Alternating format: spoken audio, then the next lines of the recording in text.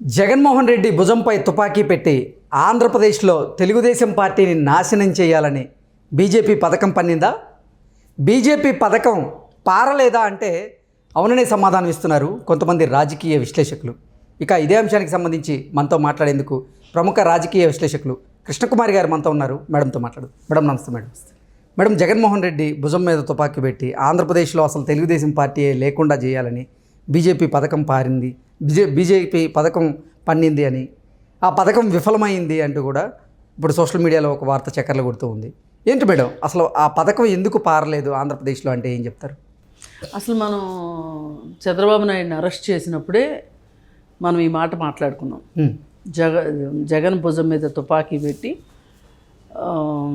చంద్రబాబు నాయుడిని కాల్చాలనుకున్నారు. చంద్రబాబు నాయుడిని కాల్చడం అంటే రాజకీయ హత్య. ఇది చంద్రబాబు నాయుడిని డైరెక్ట్గా కాల్చారని కాదు, రాజకీయ హత్యలు ఇలాగే ఉంటాయి. చంద్రబాబు నాయుడు అంటూ లేకపోతే తెలుగుదేశం పార్టీ కకావికలైపోతుంది. తెలుగుదేశం పార్టీ పూర్తి స్థాయిలో నిర్వీర్యమైపోతుంది. దిక్కుదోచని పరిస్థితిలో కార్యకర్తలంతా బీజేపీ పార్టీలో చేరతారు. ఇట్లాంటి ఊహాగానాలన్నీ ఢిల్లీ స్థాయిలో పథక రచన జరిగింది. దానికి అదే ఏదైనా జంతువులు పట్టుకునేటప్పుడు వేస్తారు కదా, వేసి గొయ్యి తీసి దానిలో ఆకులు వేస్తారు, పచ్చాకులు వేస్తే వచ్చి దానిలో తిందామని చెప్పి వచ్చి పడతాయి. అంతే కదా. ఎరగా జగన్మోహన్ రెడ్డిని వాడాలనుకున్నారు. జగన్మోహన్ రెడ్డి కూడా నాకు ప్రత్యర్థి లేకుండా అయిపోతాడు అని చాలా సంతోషంగా ఒప్పుకుని చేశాడు. అది ఎందుకు వర్కౌట్ కాలేదు అంటే, వాళ్ళు ఇంకేదైనా ఒక కేసు పట్టుకుని ఉన్నట్లయితే కనుక అప్పుడు అది ఏమన్నా నెరవేరి ఉండేదేమో. వాళ్ళు బాగా అధికారంలోకి వచ్చిన రోజు నుంచి వాళ్ళు జల్లెడేసి పట్టుకుని చంద్రబాబు నాయుడు ఏం చేశాడు, ఏ పథకాలు తీసుకొచ్చాడు, ఏమి నిర్ణయాలు తీసుకున్నాడు, ఆ నిర్ణయాలని చట్టాల రూపంలో ఏం చేశాడు, ఏంటి అన్నీ జల్లెడ పట్టి ఒక 4-5 అంశాలు తీసుకున్నారు. ఒక 4-5 అంశాలు తీసుకుని దానిలో స్కిల్ డెవలప్మెంట్ అయితే కనుక బాగా పండుతుంది అనుకున్నారు. ఎందుకంటే డైరెక్ట్గా ఎప్పుడు చంద్రబాబు నాయుడు నోట్లో నానే మాట ఏంటంటే స్కిల్ అని నానుతుంటుంది కదా. అందుకని ఆయన తీసుకున్న గోతులు ఆయన్నే వేద్దామని చెప్పి అనుకున్నారు వాళ్ళు. ఇదంతా ఏంటంటే కథ, స్క్రీన్ ప్లే, డైరెక్షను అన్నీ అయిపోయినాయి. కాకపోతే బ్లాక్ బస్టర్ కాల. సినిమా ఏదో అంటారు కదా, ఆపరేషన్ సక్సెస్ పేషెంట్ డెడ్ అంటారే, ఆ పద్ధతిలో జరిగింది. జైలుకైతే పంపించారు అంటే ఆపరేషన్ సక్సెస్, కానీ వీళ్ళు అనుకున్నది నెరవేరలేదు అంటే పేషెంట్ డెడ్ జరిగింది. అది అక్కడ అయ్యేసరికి డామిట్ కథ అడ్డం తిరిగింది అనుకున్నారా, ఏమనుకున్నారా, చాలా ప్రయత్నాలు చేశారు. వాళ్ళ ఏమీ నెరవేరలా. అంటే దానికి ప్రాథమికంగా కలిసి వచ్చిన అంశం ఏంటంటే, సహజంగా ఆవేశపరుడైన Pawan Kalyan on the spot అతను స్పందించిన తీరును చూసారా, అది బాగా పనిచేసింది. ఓకే, అంటే ఒక సంచలనం చేశాడు అతను. మామూలుగా విజయవాడ వెళ్తున్నాడు, హైదరాబాద్లో ఉన్నాడు, అప్పుడు విజయవాడ వెళ్తున్నాడు, ఆపారు. అతన్ని ఆపకపోయింటే ఇంత గొడవ జరిగేది కాదు. ఇప్పుడు పవన్ కళ్యాణ్కి అంత కోపం వచ్చేది కాదు. ఆపారు. వీళ్ళేమనుకున్నారు, చంద్రబాబు నాయుడు కోసమే వెళ్తున్నాడు పవన్ కళ్యాణ్ అనుకుని పవన్ కళ్యాణ్లో ఒక ఆవేశాన్ని వీళ్ళు నింపారు. అంటే ఒక రసాయనిక చర్య జరిగేటప్పుడు ఒక ద్రావకం 2 చుక్కలు వేస్తారు.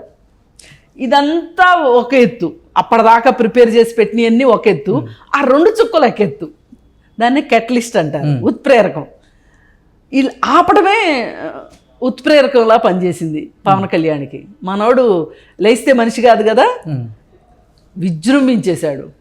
ఆ దెబ్బకి ఎక్కడెక్కడ తెలుగుదేశం శ్రేణులు కావచ్చు, ఆఖరికి ఏం చేద్దామా, ఎలా చేద్దామా, ఇది ఊహించని దెబ్బ, ఏం చేద్దాం ఎట్లా చేద్దాం అని ఆలోచిస్తున్న తెలుగుదేశం నాయకులు కూడా ఆఖరికి లోకేష్ కూడా ఒక్క క్షణం ఏ మాటకు ఆ మాట వాళ్ళ ఇంట్లో మనిషి వాళ్ళ పార్టీ మనిషి అనేసరికి ఒక లిప్తకాలం దిమ్మెరిపోతారు కదా.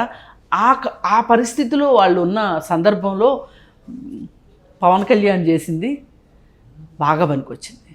ఇంకా స్పీడ్ అందుకుంది. ఆ స్పీడ్ ఎక్కడి దాకా వెళ్ళిందంటే దేశ విదేశాల్లో దీని గురించి ఆంధ్రప్రదేశ్లో జరగనంత ప్రదర్శనలు విదేశాల్లో జరిగినాయి. మామూలుగా అయితే ఆంధ్రప్రదేశ్లో జరగాలి, ఆంధ్రప్రదేశ్లో ఎందుకు జరగలేదు? జగన్మోహన్ రెడ్డి ముందు కళ్ళల్లో పడేటట్లు ఎవరన్నా ఏమైనా చెయ్యాలి అంటే భయపడి, ఒక ట్వీట్ పెట్టడానికి కూడా భయపడేటట్లు ఒక వాతావరణాన్ని సృష్టించి పెట్టాడు. ఎందుకు పెట్టాడు? ఇట్లాంటప్పుడు ఎవరు మాట్లాడకుండా ఉండటానికి అలాంటి వాతావరణం సృష్టించి పెట్టాడు. కానీ ఆయన ఆంధ్రప్రదేశ్ వరకు చేయగలడు కానీ ప్రపంచం మొత్తానికి కళ్ళు మూయలేడుగా, అందరి నోరు మూయలేడు కదా. తెలంగాణలో నోరు కేసీఆర్ మోద్దాం అనుకున్నాడు, వీళ్ళందరికీ కళ్ళకు గంతలు ఇక్కడ కడదాం అనుకున్నాడు కేసీఆర్. ఎందుకంటే కేసీఆర్, మోడీ, జగన్మోహన్ రెడ్డి ఒకటే కాబట్టి వీళ్ళంతా ఓ పథకం ప్రకారం చేద్దాం అనుకున్నారు. కానీ మిగతా ప్రపంచాన్ని ఇదే దక్షిణాది రాష్ట్రాల్లో బెంగళూరు మీకేనా ఉందా పవరు? జగన్మోహన్ రెడ్డికి బెంగళూరులో ఆస్తులు ఉన్నాయేమో, ప్యాలెస్లు ఉన్నాయేమో, షాపింగ్ కాంప్లెక్స్లు ఉన్నాయేమో, కానీ ఐటీ ఎంప్లాయీస్ అంతా ఆయన చేతిలో ఉంటారుగా.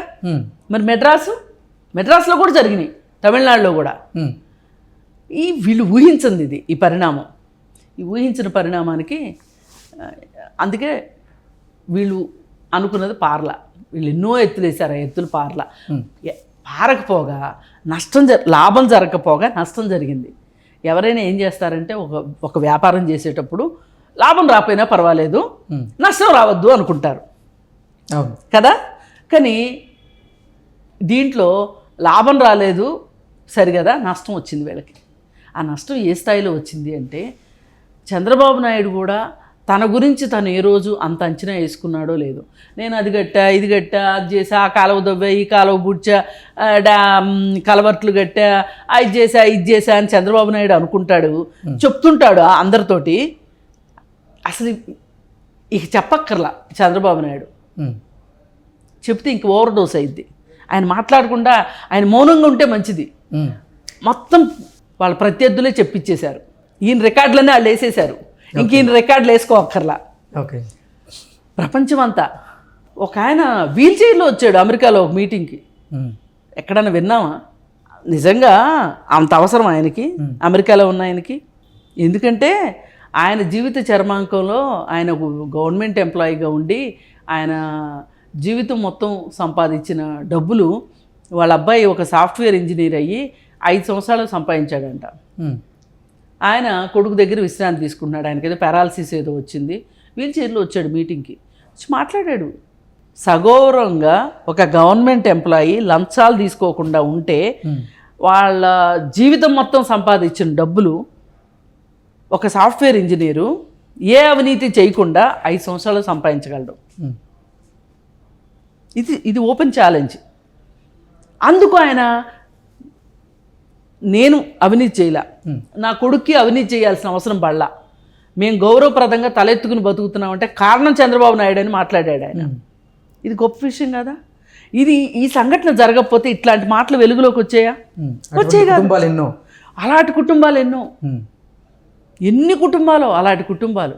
ఇవాళ పిల్లల దగ్గర లేరు అన్న ఒక్క బాధ తప్పితే తల్లిదండ్రులు వాళ్ళ జీవితకాలంలో వాళ్ళు ఊహించలా,